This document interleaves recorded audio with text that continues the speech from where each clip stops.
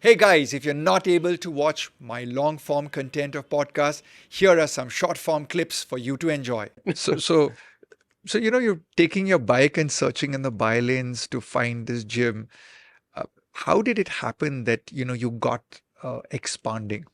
Yeah, then very fortunately, I met Mukesh Bansal, The Mukesh Bansal. the Mukesh Bansal. Uh, He was one of our first few members. So Um, for those who don't know, Mukesh Bansal was the founder of Mintra, and he sold that off to Flipkart. And then Rishabh happened to meet him yes, in the training. he happened to walk into the first cult center. So there's a lake. Opened opposite a lake, and at that lake, a lot of people come there for running. And Mukesh also used to come there regularly to run and walk and things. So he just saw this and saw, our looks like that these people are doing MMA and boxing and they're doing something which is different. Very fit person, uh, very driven from from a workout standpoint. So he just walked in.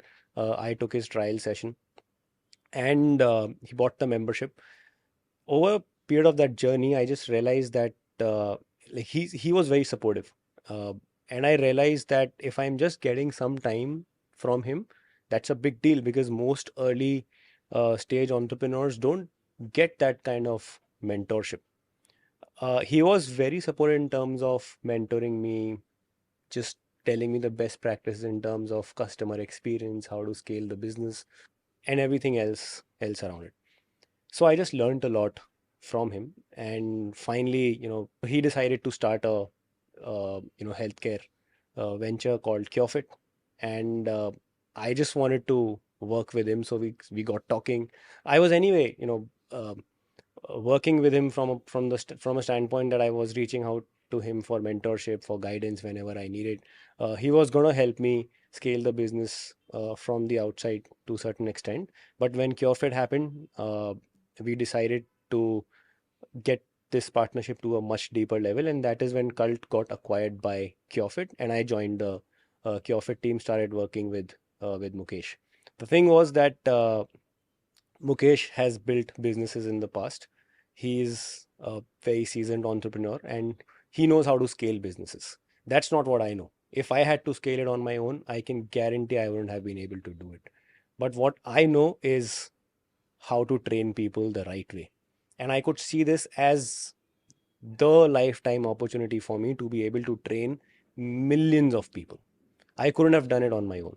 So I thought this, while I understand right now I own this gym, tomorrow I will not be the owner of this gym because I'm going to end up selling it, but that's fine.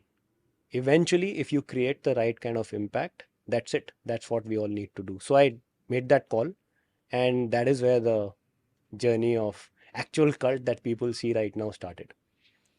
So that was one phase of your life where now you went, you met Mukesh, and you've gotten this expansion going, and you're part of the team that sits in the driver's seats and says, okay, we want to make an impact on people. How has it had an impact on your personal life now that cult is almost visible in every neighborhood across the country? Yeah. How is it that it's affected your personal life? You recently had a baby Yes. about a year ago. So, becoming a father. So, one is you had the first baby, which was the gym. Now you have your own baby. So, what's life and how has it changed for you? Yeah, I think first of all, cult has had a major impact on my life. My life can like easily be divided between what was before cult and what is after cult. I know for a fact that I'm a changed person after that. I know for a fact that people who know me, they can just validate this statement that Rishabh is a changed person after cult happened. Um, and it's just because I was so passionate about this business, I just started spending a lot of time uh, at the gym.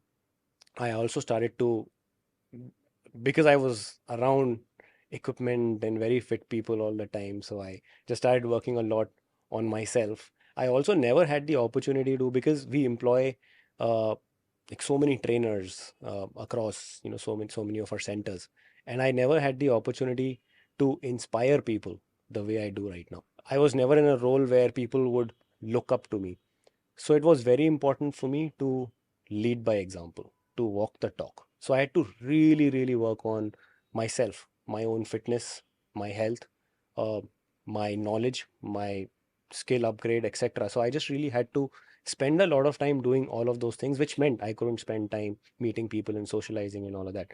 But fine, that if that change had to happen for good, that had to happen. No regrets on that. Uh, Angad, my son was born 18 months ago, and that was another transformative experience. I just like my mindset just changed overnight. Everything changed for me How so? after he happened. In multiple ways. He's just clarified the priorities for me. Uh, Again, because I want to make sure I understand that how important health is in anybody's life. I very strongly feel health and exercise and fitness and nutrition should be the top of mind for pretty much everybody because that drives everything else in your life. So, uh, I really want Angad to be following a healthy path. I want him to probably pursue a sport. I'm just visualizing that Angar's going to have a table tennis in your house, and he's going to like, my crazy dad's invited the whole neighborhood to play table tennis. In fact, so uh, so he's never seen any kind of uh, the kind of content that keeps floating around on phones and iPads and all right now. So he's not seen any of that until now.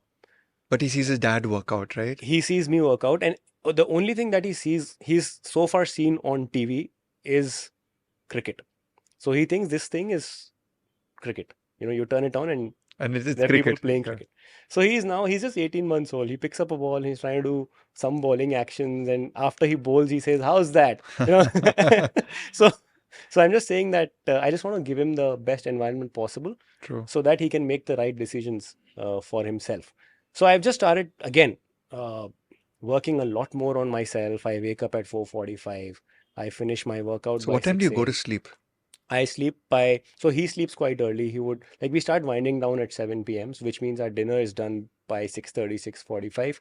Uh, Wind down starts at 7. 8 p.m. is when he sleeps off. Between 8 to 9 is when I would just sleep off. So when he sleeps off, I do my, just next to him, uh, I do my foam rolling and some amount of mobility. I So get into you're bed. around, but Yes. he's sensing the parents' presence and Yeah. he's nodding off to sleep. Yes, and then I would just get into bed, put on my reading light, read a little bit, and then fall asleep. So it gets to 8:30, 8:45, but that's the max. Wake up at 4:45. I don't eat anything in the morning before workout because mentally I want to work out. I want to move before I put anything in Something my into you. stomach. Yeah. Mentally, it just works better for me. Uh, it just it just connects better with my identity.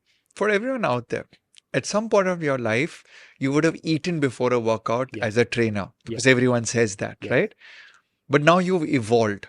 Like you've evolved in your business, you've evolved with a son, you've also evolved in your choices of eating. Correct. This evolving, how did you feel when you ate and worked out, and how do you feel now without working out? Because I want to know your perspective. I don't know. I've been doing fasted workouts for a while now, and I love my energy in the morning.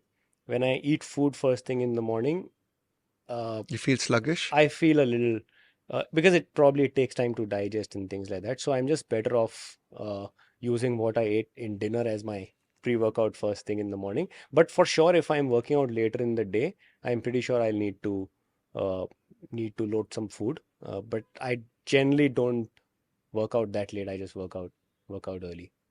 It's amazing that you're doing this because most of the clients that I've worked with, including you, they all evolve and they always ask what's the right type of workout and what's the right type of diet. But if you dig a little bit deeper, you'll begin to figure out what works for your body, what is your Yeah, bio individuality. exactly. This idea that you work out so early in the morning to India, this is foreign. Hmm. You know, getting to bed at 9 o'clock, I don't think anybody on the planet does that, right? And so, like, how can this guy do it? But it's part of your life. Yes. You run a very successful fitness business, fitness gyms and studios open up at 5 a.m. in the morning. Obviously, you want to lead by example. One of the leading by example is getting up that early in the morning.